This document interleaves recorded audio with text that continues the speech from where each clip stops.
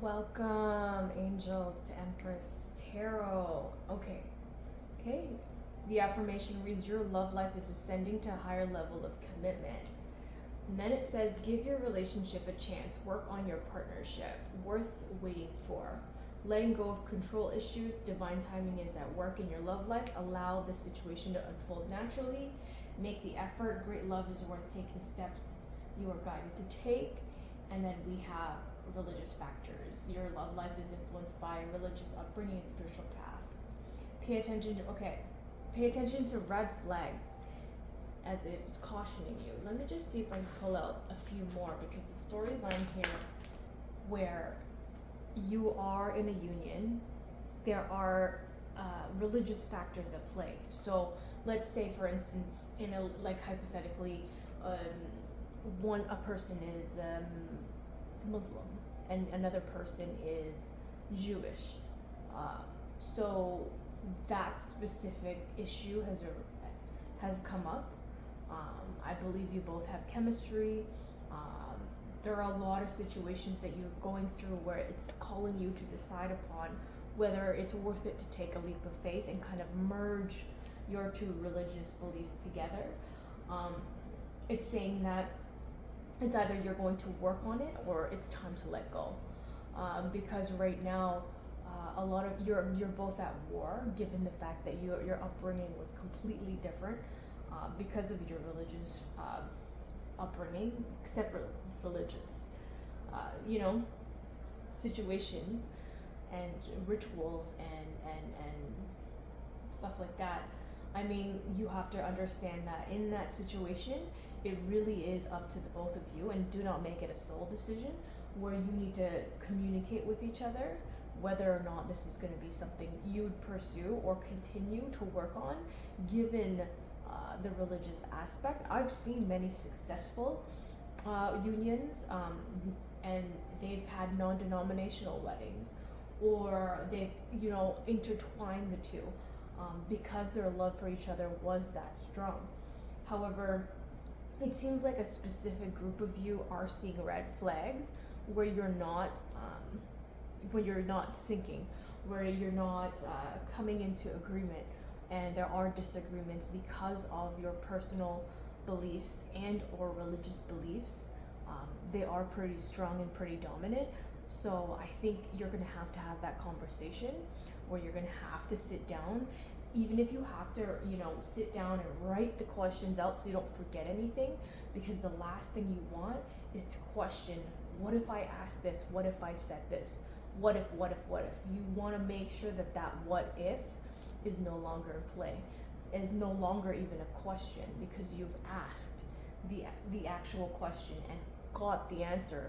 And this is for closure, because you never ever want to say what if and then you're like, oh, go back in time and think, oh my goodness, and you never ever want to regret anything. So say what you need to say and say it now. You do not want to waste anyone's time, and for sure not even yours, not even your own time. That's even worse. Let's just everyone be upfront with each other. At least these are factual things. You're not going to guesstimate, you're not going to guess, you're not going to wonder, you're not going to think. You don't need to do that. When you have the exact answer from the horse's mouth, if you will, then you won't have to question it. You won't have to say, okay, what if, or what if this. No, that's just you kind of analyzing it and answering the questions that you have for somebody else yourself. And that makes no sense whatsoever. So what you need to do, that portion of you that's going through that specific situation, is to nip it in the bud and and literally sit down with each other, as painful as it may be. At least you're gonna not hurt each other in the long run, and you'll be able to find someone else that's more compatible, because at least you can also stay friends. You know what I mean? Like, obviously there was a connection there for you to get into a union to begin with. However, if those the religious factors play a massive part, in your future, you're just gonna come into arguments and left, right, and center. You don't want that either. So be honest, be truthful, and nothing will be able to stand in your way. At least this way, if you have that foundation, I you won't feel as much pain, because you already know that, look, this is what reality is, this is the truth, I can live with that. Because at least that person was forthcoming and was honest and open with me, that I can, move on if I have to move on, or work on it if I have to work on it. Because at least you had that open communication to kind of say, hey, let's just take a step back, see where this is going, how we're going to go about either continuing this or pulling back from it. And that's it. Now, the second scenario that I have coming up here is a reconciliation. It seems like someone from your past is coming in, and you're kind of, someone's calling in their soulmate, and it's someone from your past that you already know, and it's telling you to reveal, as the affirmation reads here in this one, as you reveal your innermost selves to each other, your bond deepens. And it's also saying here, you need to decide what you want, so it comes to you now.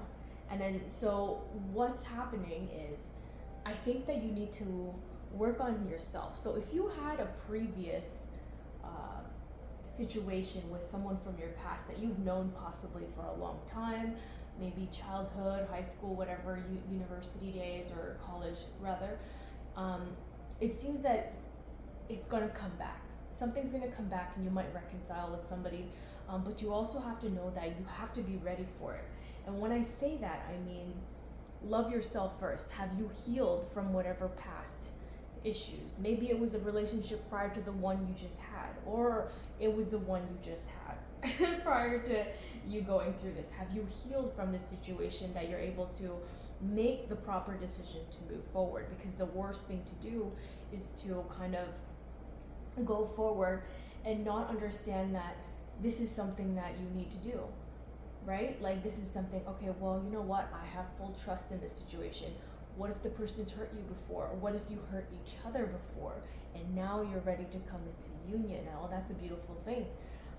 Now you're ready to love each other in the right way and respect each other in the way that a union would work. Because now you're both ready. You've both healed. Maybe you had separate, demons and issues and stuff that you had to work on within. Once you're able to receive that and you have that clarity, and the other person, has clarity as well, this way you'll be able to move forward and allow yourself to explore those romantic feelings that you couldn't. Possibly the other situation too is that you may have not told each other your feelings. Oh, it's so cute. I know I get all like, I'm sorry, you guys. I'm a Libra, and I'm a Venus. Like, we represent Venus, so love is my thing. My my love language. I love to see love. I love to be in love. I love to be loved. Well, you know how it goes. Anyways, so if you're in a situation where you need to take a step back and you need to heal family, issues that you may have had, right? And it seems like this specific one is a past or life relationship. So you've known each other before. You've known each other in a past life, maybe multiple lives. And for some reason, you always come into union, but at different times. So let's say in a different life, you got together when you were in your youth. Or maybe you got together after a divorce, multiple divorces, or maybe not even a divorce, when you got super old and people passed and then you came together. I know that sounds far-fetched, but not even far-fetched. But so right now, I think that this second situation here, or the second scenario, you have to kind of go within. Let your friends help you possibly and ask for support and advice, but don't. Important thing in a relation, especially a romantic one, is your partner, not your children. The children are a product of that love. So you must nurture that love. That love that required or had led you to a wedding reception. It involved marriage, a union, a soul contract, a contract literally on paper, which validates this union. You must feed that. You need to feed that marriage. You need to feel loved, and that person, the other party, has to feel that in order for you to fully gain, the The reason why you're here is not to just have children, because you don't own the children. Yes, you've given birth and you've created these children, but they are not your responsibility. You are responsible to teach them to love and to create families of their own. And this is the cycle of life. And I think people tend to forget that. You need to remember that your romantic relationship is of the utmost importance. Your partner is more important than your children, because they will grow up and they will have relationships of their own, where it doesn't involve you. You're here to procreate, right? And to let them go. You don't own them. Just like how your parents don't own you. And they couldn't make decisions for you. You made decisions on your own to choose your partner, to choose your life, to choose where you're gonna live. So remember to feed the soul of that union. Do not. If I have anything to say about romantic relationships, is that it takes a lot of work, and it takes two to make it work. It's never here nor there. It has to be both of you, and the only way it can and will work is if the communication is there. If you're solid in the communication and voicing out what needs to be said and what needs to be done, there is nothing that can hold you back from being in a successful union that requires you to build on something so powerful that nothing can shake or break it. So if you just recall, and maybe if you need to hear this again, replay the message and tell yourself what needs to be said. Just know that there's nothing that cannot be, there's nothing that can't be fixed. I had no words there. It was not coming out. The word I was looking for was not coming out. Oh my goodness. Anyways, you guys, thank you so much for your time. I'm a clairvoyant reader, if you don't already know. So my messages can be very direct, but it's here. I'm here to aid you and help you so that you can kind of to help you decide what you can do and give you a little bit of motivation and advice.